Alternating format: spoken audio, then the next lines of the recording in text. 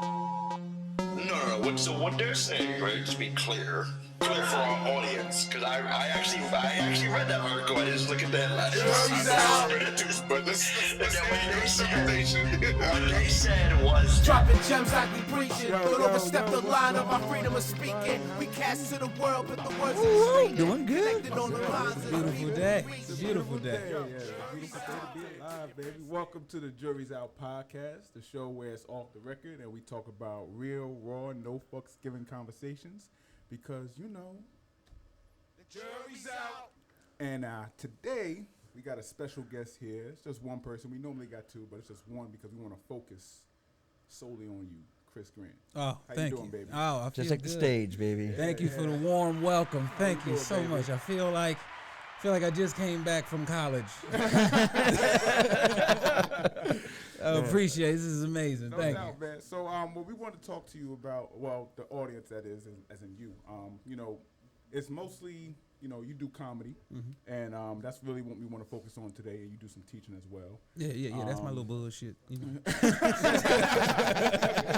In case this comedy don't work. I had that plan B, man. Got these little bullshit ass benefits. Get that insurance, you know. For real. So yeah, we want to talk about that and just, you know, tell the people about what you do and how you may want to get into that. So, I mean, to start it right off, you know, tell us about yourself and your background, you know. I mean, it's typical, stereotypical backgrounds. You know, single mother, no father in the projects. Nigga went to public school. You know, friends started selling drugs, getting shot, and I was the lucky one who made it out the hood. You see? I won't lie, I thought you were starting it by saying you were a single mother. I'm like, what? Damn, I didn't know.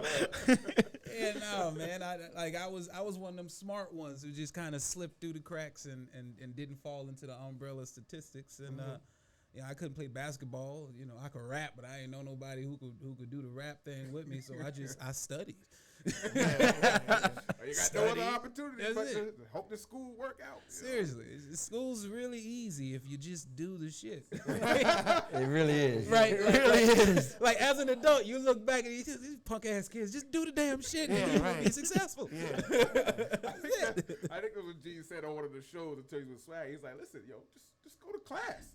Just go Stay on the ride. Show up, pay attention, don't skip class. That's it, baby. That's like at least a 65. Easy. I've never seen no one failed who had good attendance. So you know, where you from? Bronx, New York, born and raised. I did a 2-month stint in Charleston, South Carolina, and I hated it. Charleston. What brought you to Charleston? My mother's family is from Charleston, and she yeah, always like wanted to every live black down person. there. Yeah. We from South Carolina. Yeah, didn't stray too far from the plantation. You know, so, you know, we stayed down there for 2 months, and I hated it, and so we moved back that September. I made it back in time for school, and I just finished out my time in New York and in the Bronx, Riverdale, Spike, Dyville section. Okay, all right. And you still there in the Bronx, or you? I'm still in the Bronx. I EX, just bought baby. a house actually in Jersey City though, so we're gonna start making that transaction. Congratulations, yo. Thank you.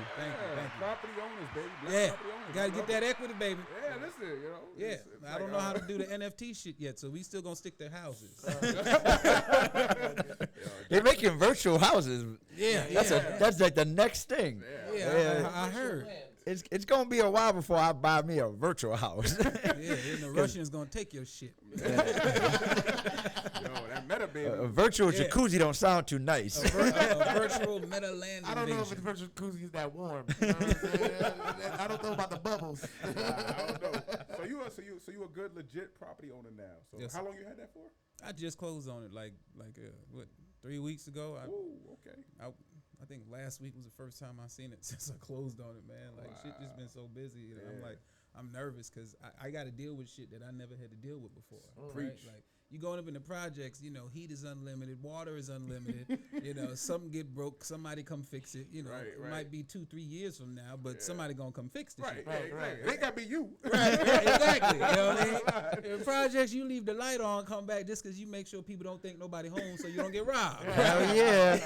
You can't do that shit in no house, motherfucker. That ain't cheap. You know what I mean? You the last line of defense. For real, you know? I'm thinking about shit like the insulation in the house to make sure that my heating bill isn't too high. Right. You know, these type of shit. I'm scared because I haven't connected the water yet, and my appointment is December 18th, and it's supposed to drop below freezing. And you don't think about shit like this in the projects. Nobody think about frozen pipes. Right, Have my water. Exactly. Now I got to worry about if I'm gonna get some water for January. You know what I mean? So it's like it's shit like that. But you know, it's a fun journey. It's interesting, and I'm excited to see where it takes me. Nice. What made you pick Jersey City? Jersey City is Brooklyn before it was Brooklyn. So I'm going to listen to what Jay-Z said and buy that building in Dumbo before it's Dumbo. Okay. Oh, you got there? You good? Okay. Nah, you just caught up. I feel. Oh no, I just meant like Jersey City. Okay, now it makes sense. Shit, you gotta convince me why Jersey City is a good idea. Because you could, like, for example, from my bedroom window, you could literally see the Manhattan skyline. It's fire. Yeah, but you're in Jersey. Yeah, but it's gonna be like Dumbo. No, I get it. I get it. You gotta just wait out the gunshots. Yeah.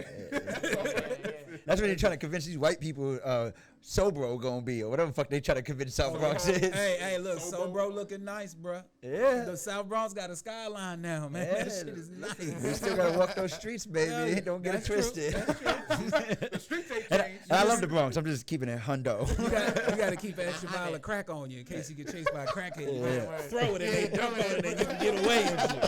No, it's so funny. It reminded me of like Chris Rock did in one of his stand-ups. He's like, you know, a black property owner is a weird place to be, you know, because it's like on one hand it's like fuck the police, but on the other, I own property. So I got something I need you to defend. Right.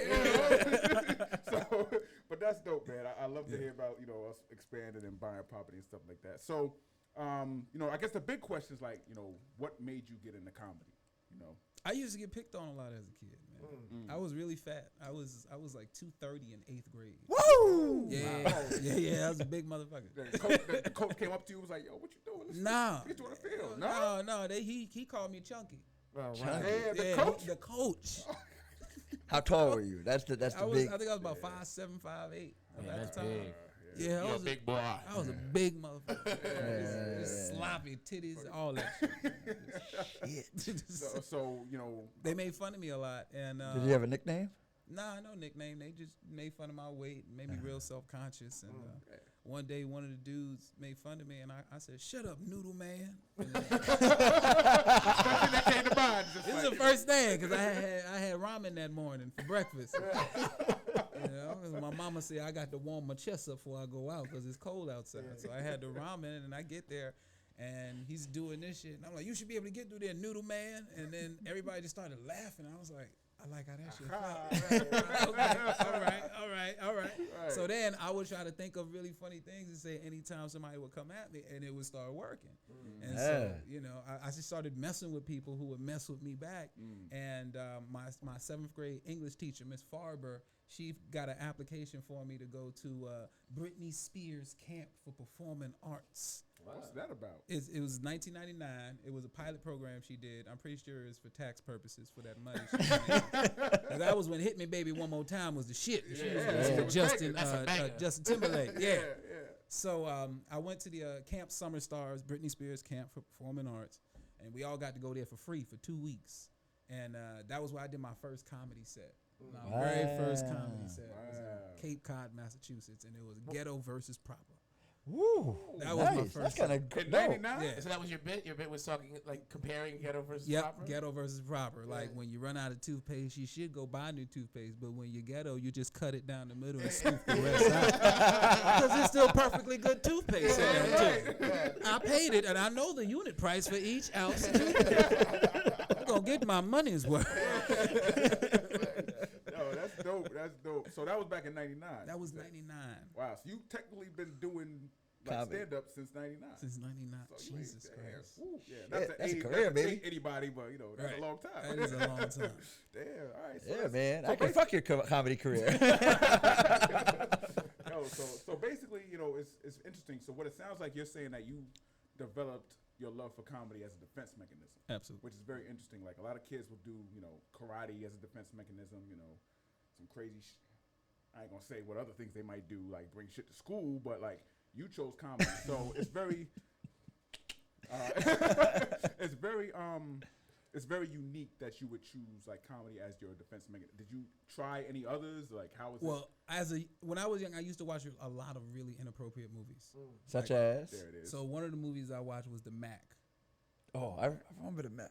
The Mac with Goldie, Richard Pryor.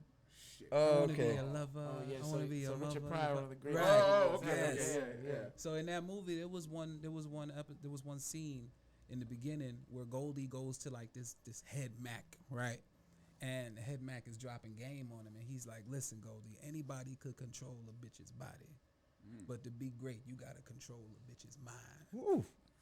Now, mind you, I'm like 7, 8 years old, right? And that shit really stuck That with shit me, wrong. right? Yeah. And so when it came about that I just figured to say something insulting to the people who were insulting me, I realized that, I got mind control over them now. Like I can make nice. them laugh That's when a I good want connection. them to laugh instead of having them laugh at me. Now I can control that. So then I use my ability to make people laugh when I wanted them. So now I could take the power away from those. Who Started was seeing trying those to Matrix insult me. dials. Exactly. Right. So it's like I did it because I know that if I take control away, then I know no one can control me. Yeah. So it was more of like a power dynamic. There's a message in there, baby. Yeah. That's beautiful. When did it stop being a defense mechanism and started being whatever the next step from that is? When I learned how to formulate a complete joke. When I learned how to take a thesis and insert it into a joke and set it up with tags and punchlines, but also have thought behind it, which was probably like 6-7 years ago. That's when I realized that this is bigger than just defending myself. Were you performing though, like before that 6-7 year mark? Infrequently, very infrequently. So like every now and again, I would probably hit up a Times Square show on the weekend where they make you bring like 7 people and shit, or I would go and hit up an open mic if I could find one, or someone would be doing a show that, hey, they're doing a comedy show, why don't you come by? And so like infrequently, I would just go up and wing it. So I never had a reason to write a joke because I never had that consistency, that training. I would just get up, and most times I would get lucky, and sometimes I wouldn't. You weren't doing it consistently in college? I felt like you were hitting up the open fucking comedy nights, whatever it's called. College I was doing all of the Trippin' Tuesday Yes, things, Trippin' right? Tuesdays, yeah. But Trippin' Tuesday wasn't very regular. Trippin' Tuesday was like every semester, right? So between Trippin' Tuesdays, I would here and there go do shows in Times Square on the weekends and stuff. But most of my college stuff was filled with doing like TV gigs. Because when I first went in, when actually your freshman year was a year that I shot Yo Mama. Trio. Shout to Trio. Yep. Shout to Trio. Trio. Say what? You were on Your Mama? I was on Yo Mama. I remember that. What episode? South Bronx versus Woodlawn. Uh, South Bronx versus Woodlawn, and it was Eugene's Trio Orientation Week. That same exact week that I had actually went to go shoot the final segment for my episode. I was 19 years old. It was 2010, August 2010. No. No, September 2010. It was. Come on, say it again. No, it was August 2010. It was August 25th, 26th. It was my first year? That. Your freshman year orientation. Yeah, so that was 2006, baby. I'm sorry, 2006. I'm thinking your graduation 2010 year. when I graduated. Right. Yeah. Yes. Yeah, man. 2006. Wow. Damn, That was a dope year. You know what I find crazy is that it just what boggles my mind is that like how involved you can be in something like the art of comedy and only realize you're taking it serious a decade later, because you're saying you just started realizing the art and the mastery of it only a couple years ago, but you were doing Yo Mama a decade before that. That's nuts. Yeah, because you don't really know what you're doing until you don't have to do it. Right? Like I didn't really know what comedy was until like I did it because I wanted to. And that's when I realized like this is hard. Yeah.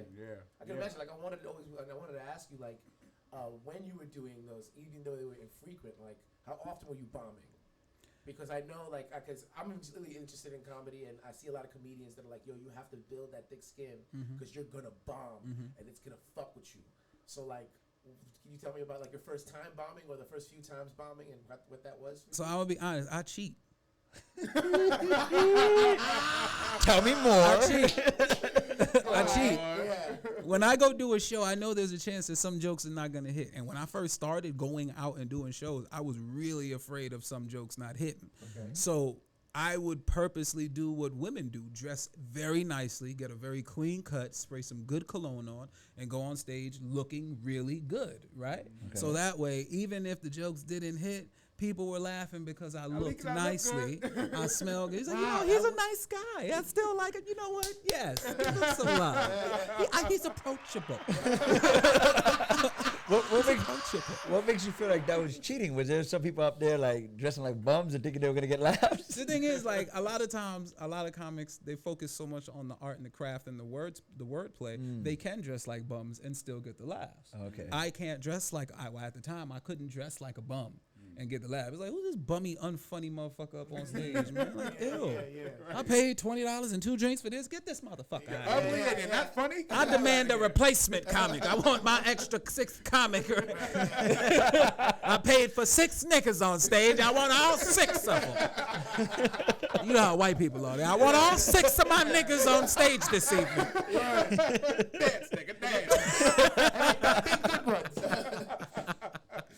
Get that Chris Rockefeller up in here.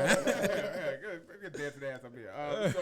So you mentioned something how you didn't have the formal training. So is there like a comedy training or school? Comedy or, college. Yeah. Comedy community college, something like that. The DeVry of comedy. Host those. Teach you how to write half a joke. The rest is on you. No, the Upright Citizens Brigade is like a comedy college kind of thing. Oh, what's that? Where? Upright Citizens Brigade is located, I think, down on 27th or 8th or 6th, one of those streets. But essentially, that's the place where SNL usually picks a lot of its talent from. They literally get trained and groomed in comedy, improv, stand-up, comedic acting, like Writing. Writing. Yeah, Writing is a huge component of their curriculum. Why is that? Writing. Because like writing for shows. Right. Oh, Like okay, writing I got jokes you. for shows. Oh, okay. Yeah. I thought you meant. I'm thinking of stand up. Like you got to write your Well, stuff. of course. Well, yeah, essentially that's what it is. Like when you write for stand up, the jokes are transferable to the screen, Okay. right? Got you, right. Because a lot of Bits. jokes are story. bits. Like Right. storytelling. You're telling Exactly. a story, yeah. So if you can write a really great bit and stitch together a dope set, you can write a show.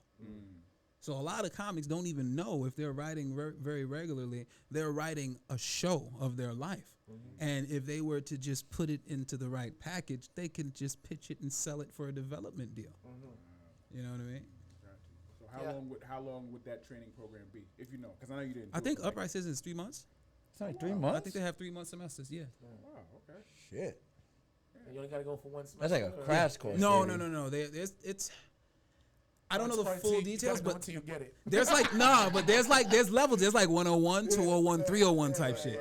So like you do a couple of classes per month, if you will, as the thing is broken up into.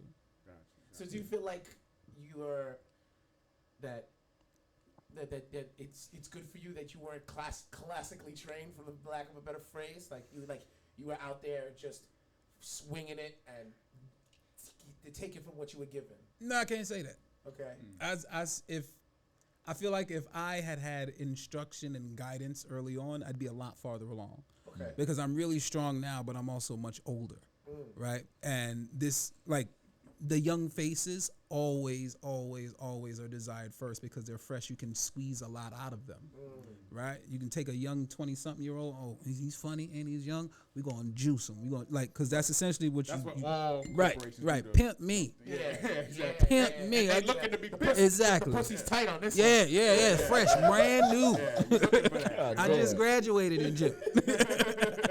Right. Gotcha. Right? So it's like I'm older now, which I'm strong, but my values are different. Like I'm not hanging out at your club for 2.5, 3 hours and not getting on stage, and I could be home with my family.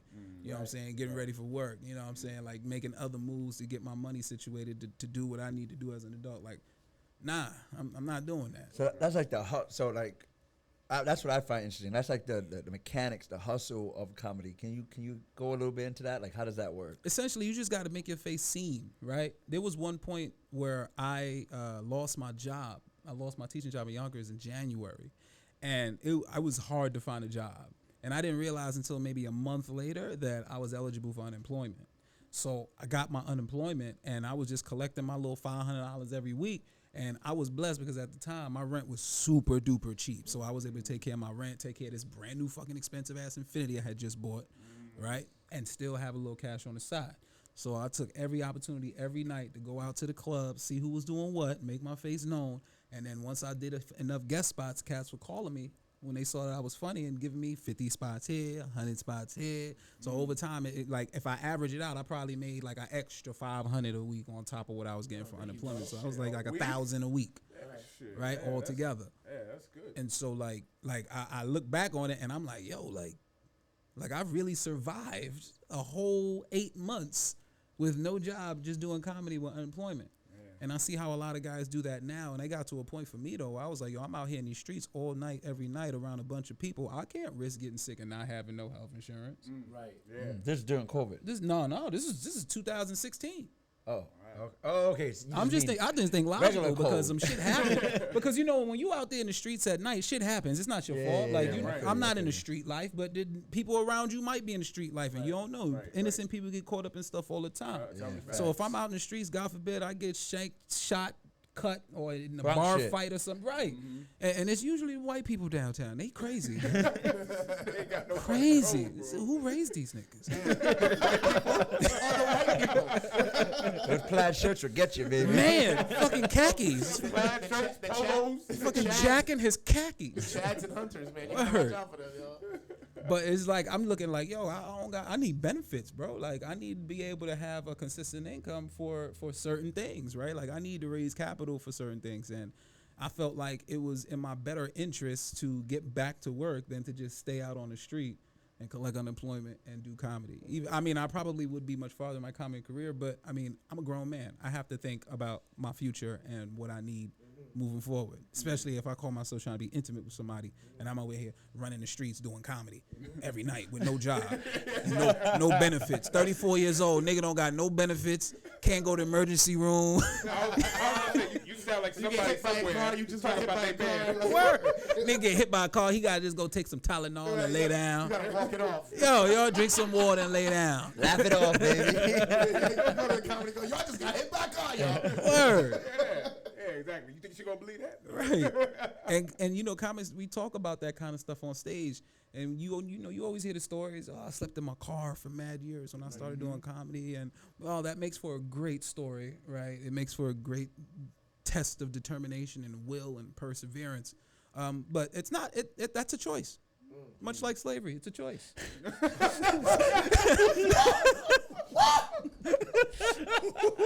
Fire. Dial on the Dillinger. That's crazy. You could live in your car, or you can go get your ass a job, right? Like I was doing comedy in middle and high school. I was like, I gotta go to fucking college. And I gotta study. I'm taking hard ass classes. Like I switched my major in the middle of my college career because my classes were too hard. I'm not gonna sit here and act like, oh, I can drop out and just do what I needed. Like, no, that wasn't my. I'm not doing that. What was your original major?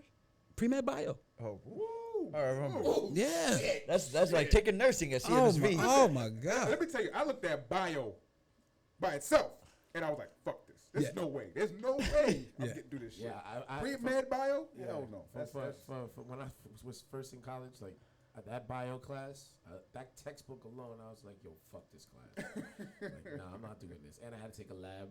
It was horrible. Bro. Like, I'm good. I was in the honors program at my school, and because of that, it was like a lot of requirements weren't required, or it's like, do them when you gotta do them, but do them. I decided to take fucking bio or some science class my fucking second semester senior year on a Friday. And I drank a lot. I almost failed that class. I almost failed that class because you definitely would not be allowed to do the labs drunk. Gonna kill everybody in there. Because then when you mess up, they make you start over. Bro. Yo, these kids think lab is hard in high school. You give a kid a lab, hey, mister, we gotta do this for 45 minutes. I'm like, 40, shut the fuck up. I can't do 45. I had to do this shit for 4 hours, 4.5 hours. 6 if I messed up. Shut your ass up and pour put the coffee filter in the water.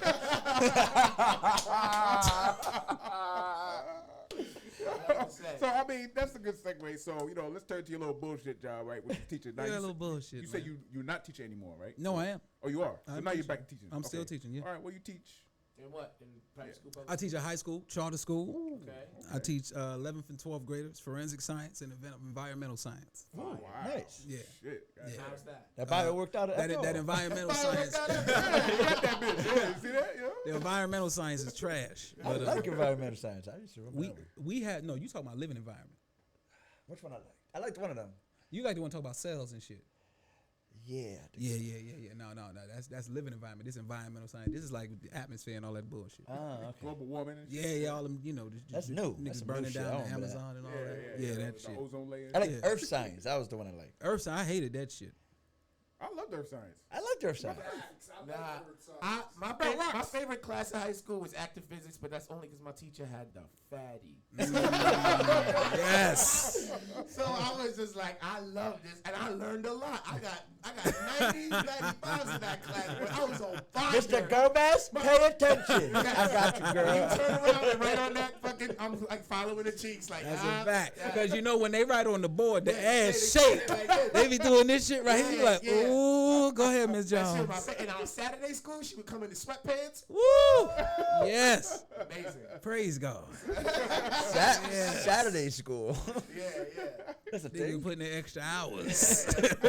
No problem with some extra credit, baby. She's looking Yeah. at me like, Jack, you don't need to. I'm like, no, I do.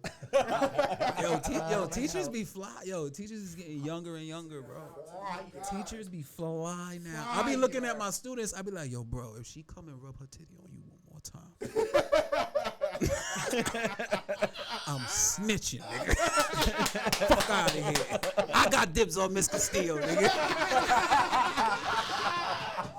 My titties. And some of those kids be as tall as you. Be like, yo, you little boy. Like, I be like, yo, I'll put a mask on and fight you, nigga. What's good?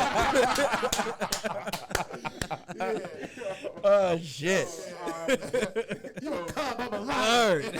I'm gonna kill you, nigga. So you ran into Miss Castillo's mine. You ran into any kids that like seen your stand-ups or any of your material Recently, yet, or nah? they have been telling me, they're like, yo, mister, your TikTok popped up on my For You page. They never gonna take you serious Right. now? Nah, it's not that. Now it's like I'm that guy. They're like, oh, look, it's El Moreno, right? It's like, and they don't disrespect. Like they still know the boundaries and everything. Okay, but it's just like now I'm even more hyper aware of what I post now because now I know. You Even out though there. it's low, I got all the kids' eyes on my page. now. Right. They waiting for me to post something. Does So, your, once one follows you, it's, Yeah, Does they the all school you care? wildfire. Yeah. does the Yeah. school care? The I- parents care? The parent, no, like no one said anything. Like I've had people talk some shit about my social media when I worked at White Plains. Yo, funny story. I went to White Plains as a substitute teacher for a leave replacement. Right? Yeah. Interviewed and everything. Got through interviews. They put me in a class. I was in the class for a week. Yo, Ellen Doherty, the former principal of White Plains High School. If you know her, send her a let's nice put her email. on blast. She called me to her office to tell me about some posts on my Instagram that I had posted 2 years prior to even knowing these people and working this So job. before they hired you. Correct. Wow. Okay. And they said Continue. they feel like my social media is not a good match for the school and fired me. I was a sub. But that's crazy. They hired you after you did that. So that doesn't make any fucking sense. You Or they, didn't do they your hired him without doing their due diligence. Yeah, due diligence. That's what Exactly. it is. And I went through my page and I took off all the inappropriate shit. I had some bad shit up there. Let's man. I had some shit up there talk. that Let's was bad. talk afterwards, baby. It's statute of limitations ain't up, right? Yeah. Yeah. That's wild though. So Do you think so? Do you think balancing the need to pay the bills like affects your willingness to like push the boundaries of Absolutely. comedy? Absolutely. It does. Absolutely. In 2019, I was on a Spanish dating show called Enamorando the Nose. I went there for 1 weekend just to try it out in October, and it was like, oh my God, we love you so much. The ratings were crazy through the roof when you came out. I was the only black dude on an all Spanish speaking dating show. That was my next question. It was crazy shit. That Right? sounds fun as fuck. Yo, it was so much fun. They literally paid me to go on dates with a bunch of different non-English speaking women from all over the world. It was beautiful. TV be hiring the fire short. Oh no, yeah. They was all fire, bro. fire. They was all fire. I had to play like, Don't oh let black people nah, on their she TV. too far, she not my type. They was Yeah, You had to fire. split hairs, A1, A2, A3. I had got this one joint from Dykeman. No, not Dykeman. 186 in Audubon, bro. She had the fake body and all that. Yo, I was like a little kid in Kansas. I was like, oh, I always want to drive one of these cars. I always want to drive one of these. titties don't shake the same, but They just kind of look at you. yeah, man. So. All right, my bad. What was the next part? So I did the show, and they wanted me to stay. So they was like, "Listen, can you stay another month?" And I wasn't. Now, mind you, I wasn't working at the time, right? I hadn't applied for a new job. Do you speak contract? Spanish? Yeah, I do. Okay. I'm just making sure. Because it'd be Nah, weird if when they I'm had you on a Spanish Spanish speaking show. straight English. I'm pretty sure if it was him, though, you wouldn't have asked him if he speaks Spanish. Nope. You're fucking racist. Oh yeah, that's let's why. go.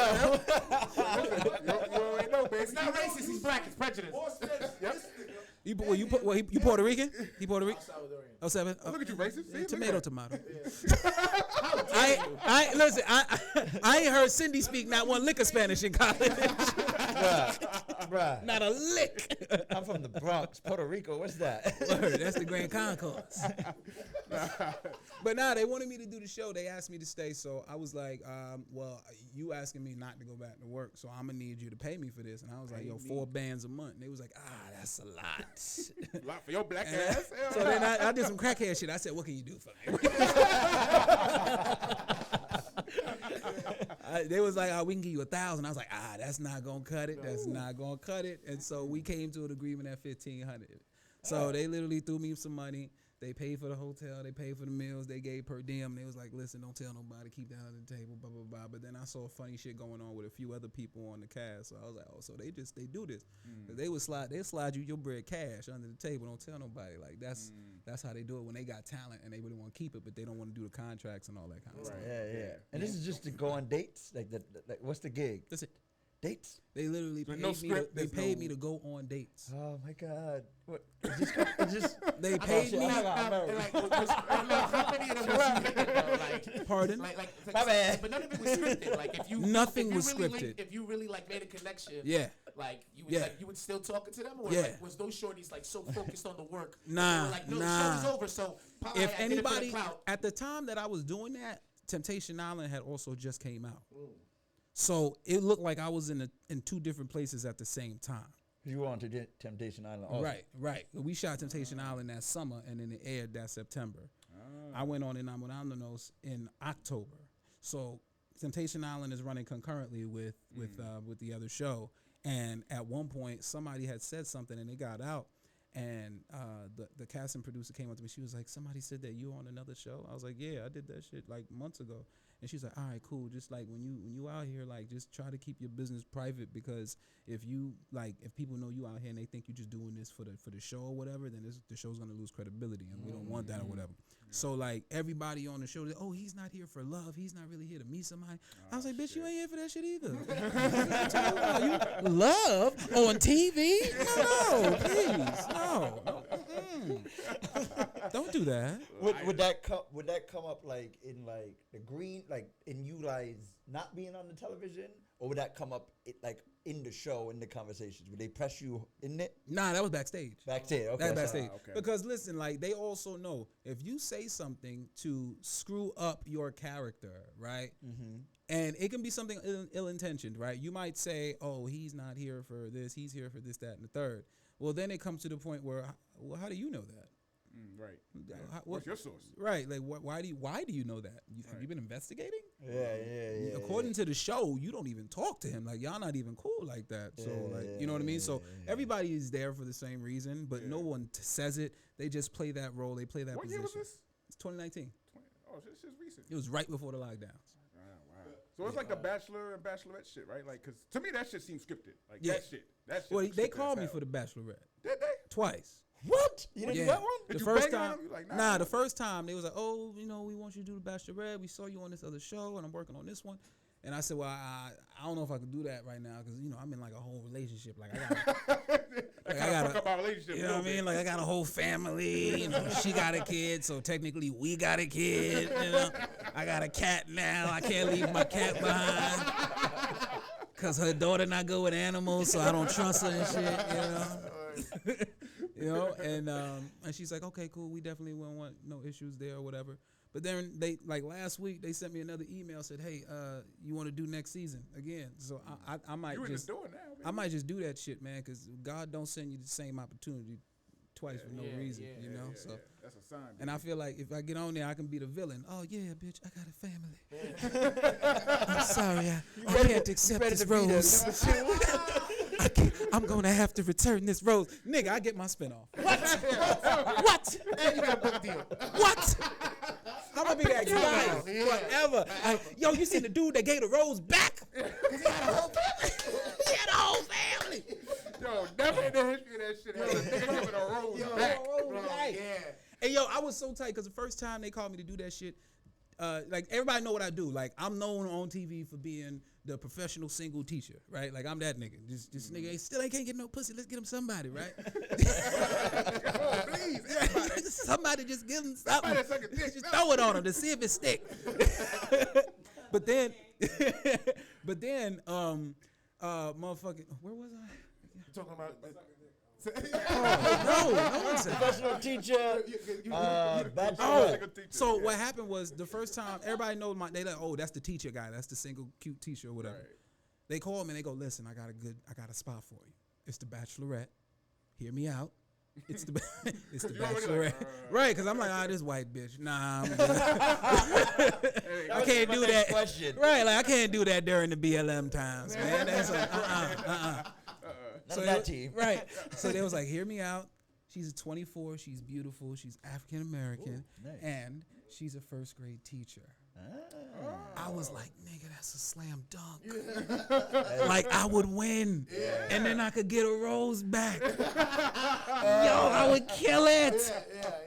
But my girl at the time, she was like, nah, fuck all that. I'll let you fuck all them hoes on Telemundo. You good now.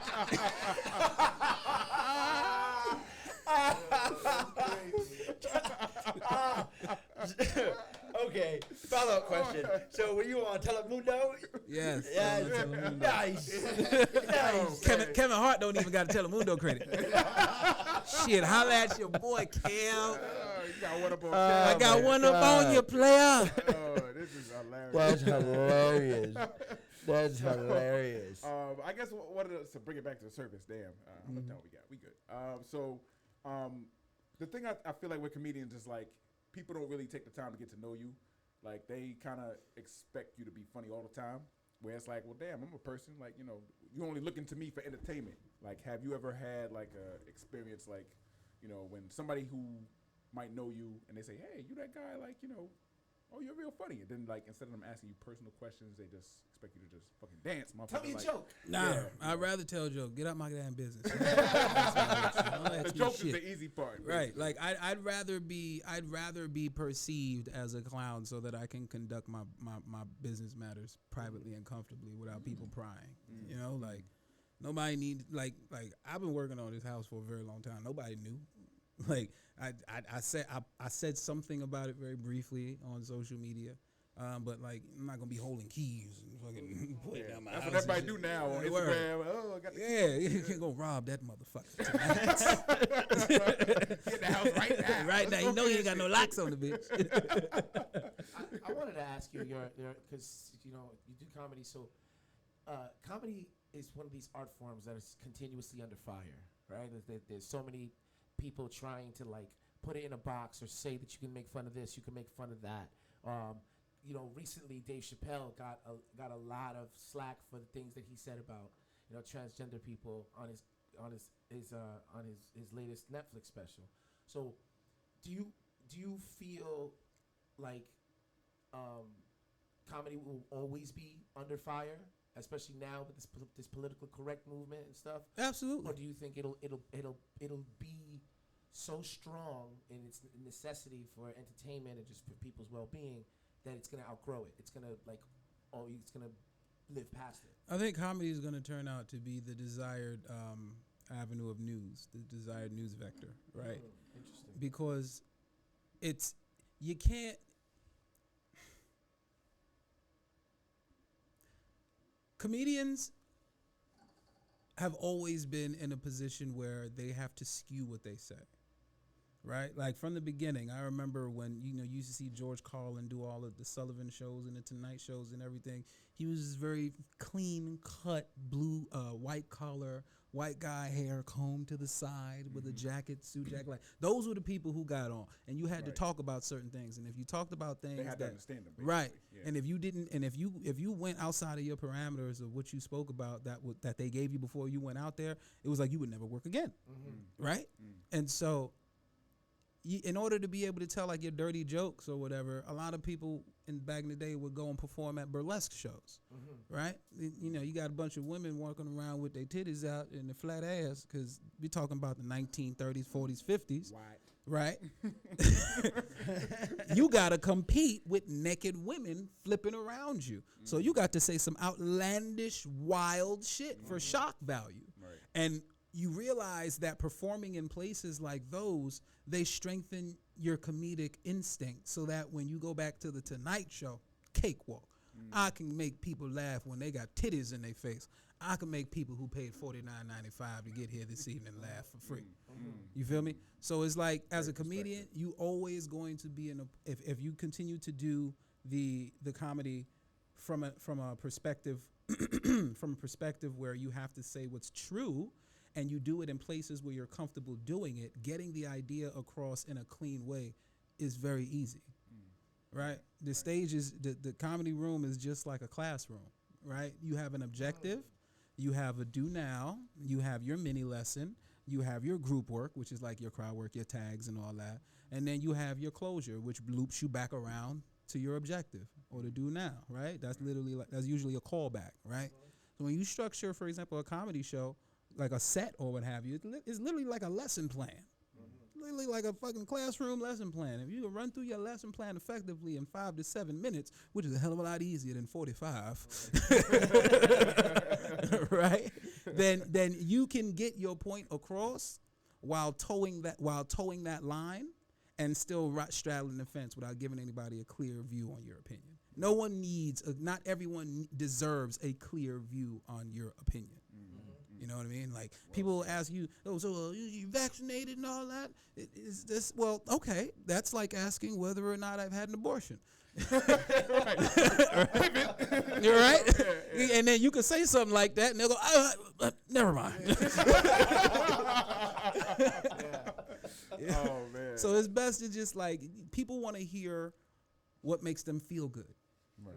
So I've learned whenever people ask me a question about something that might be controversial, just to avoid not wanting to have a bad day, I'm just going to tell you what you want to hear. Okay. You know, if you're all pro-vaccine and all that stuff, I'm like, hey, vaccine plays a very important role in our community, and I think it has its place. And if people exercise this choice responsibly, then I think we won't have a problem. You don't know how I feel about saying that shit after I say that shit. Yeah, right. You know your audience. So you know feel, your you audience, feel like it's a skill you require to, like, because I feel like people who have a problem or are trying to put comedy in a box are forgetting that a comedian is being funny. They're not voicing their real perspectives or their ideas. It's like, I'm up here telling jokes. It's just jokes, people. Like, you hear a lot of comedians say it's just jokes. So Well, those are the bad comedians. You been to some bad shows. Yeah. No, I'm saying like Can you unpack that a little bit? What do you mean by that? Bad comedians lie. Okay. Like, bad comedians say jokes like, yo, you ever seen somebody, or have you ever done Have you ever been? It's like all of the anecdotal things that take away from who you are as a person is what's robbing you of all your funny. Okay. Right? If people don't know you, your jokes better be dope as shit for people to remember. People gonna remember the stories you tell them. People know me. Oh, you're Mr. Grant. You Miss Ramos. There's one of my best jokes, Miss Ramos. You go to the parent teacher conference and you see Miss Ramos for the first time. You go, damn, Miss Ramos. So like a controversial joke such as Dave Chappelle's trans jokes, they're not lies. They're just probably exaggerations on a thought he had, and that makes them more pure, good comedy. Okay, that's what I got from that. Right. Because the funny stuff is the true stuff. Yeah. Like the funny stuff is the true stuff, not the shit you can make up out of thin air, right? Because the shit you're making up probably exists in a world that could never happen because it defies the laws of truth and physics. And it didn't happen in your And world. relatability. Like Right. We're laughing because we all had that thought. Right. Yeah. Right? And we're Right. not saying it's polite or it's kind to think that about whatever joke we're thinking about. But the thought is true. The thought is legit, and the how you got to that thought is fair.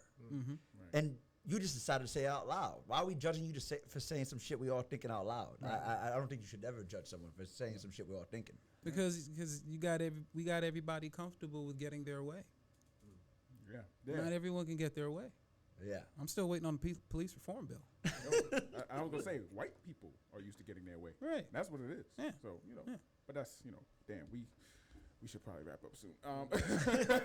No, let them have it. Let them have it. But yeah, so before we wrap up totally, we'll do our unsung hero and some sponsors we want to talk about. Who y'all got? What's Okay, so our unsung hero this week is a good friend of mine. His name is Mark Lawrence. He's an artist. He's a painter. He's a tattoo artist. He actually did this tattoo, which I really appreciate. It's a psychedelic astronaut. Show the camera. Show the camera. Don't ask where it comes. Don't ask the meaning of Psychedelic it, 'cause I astronaut. love my job. But psychedelic astronaut tells its own truth. His name is Mark Lawrence. Like I Look said. like Ganesh. Ganesh. Roll his sleeve up. Ganesh. What's a Ganesh? Don't that look like Ganesh?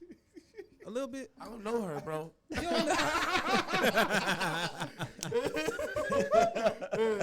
I ain't slanging my dick like you, man. I don't know that. Shout out to all my Hindus listening. On top of all those great things, he's also a great mentor. He's taught a lot of young artists the craft of painting and graffiti and a lot of different forms. So he's our unsung hero today because of the art he puts in the world and how he helps educate the younger generations to make that art. And if you want to learn more about him, you can check out our blog post that we have this week where you can see all his great art and figure out where to hit him up at on our website, 20swag.com. And for this week's Sponsor. this week's sponsor, we have to shout out the People's Assembly, which is a nonprofit organization elevating the urban youth. Yes, please give applause to that. And basically, what they do is they create opportunities for children in urban communities to elevate themselves, educate themselves, and provide for not only themselves and their families. So we gotta tip our hats to that and the wonderful work that they do there. And they provided for us on this episode. Yes, they did. And so if you want to learn anything more, you want to learn everything more about them, please revert to our blog post that we have this week, and you'll learn everything and a way to contribute. Turnswithswag.com. Turnswithswag.com, baby. Chris, any last words, man? Any shout outs? Anything you want to tell for the young potential comedians? When's your next show? Anything you want to promote? Follow me on Instagram at official Chris Grant. And if you out there thinking about doing comedy, just go out there and tell some jokes. And Fucking do it. Let's see if it's your thing. Just do it, baby. I'm not gonna know unless you do it, right? Yeah, baby. That's it. Trio. And put your business affairs first, man. Get your life together. Don't be sleeping in your car to tell jokes to white people. They gonna laugh laugh at your ass anyway. Word. Look at the poor little Negro telling us jokes for $10 a drink. Yo, Chris, man, I appreciate you, man. This is beautiful. Yes, thank you. Thank for coming, you. man. Thank you for having me. I've so never much, had the man. opportunity to Appreciate y'all. sit and talk to a comedian, man. So this is blessed, bro. Oh, thank you so Appreciate much. Yeah. All right, folks. Appreciate y'all listening, man. Jury's out. Let's go. Ooh, it's stuff, fellas. No, so what they're saying, right? Just be clear for our audience, because I actually read that article. I didn't look at the headlines. But what they said was Dropping gems like we preaching. Don't overstep the line of our freedom of speaking. We cast to the world, put the words in the street and connecting all the minds of the people we reaching. Yo, Jury's out. tempted to get fenced in and contempting. Teach you motherfuckers a lesson and pressing the issue at hand. Nah, I don't care about objections, suspensions, and cell inspections. Just suppression of black lives is my passion. And love for my fam is everlasting. So stop gassing these asses with glasses. Cause in the end, I leave them where the trash is. Jury's out. Jury's out. Jury's out. There's no doubt what we about, and we kick it to the masses. Trying to spit the law as we laugh off our asses. Breaking down the latest shit, carrying crazy lady shit. Glad I ain't got no baby shit. COVID got me crazy, bitch. Damn.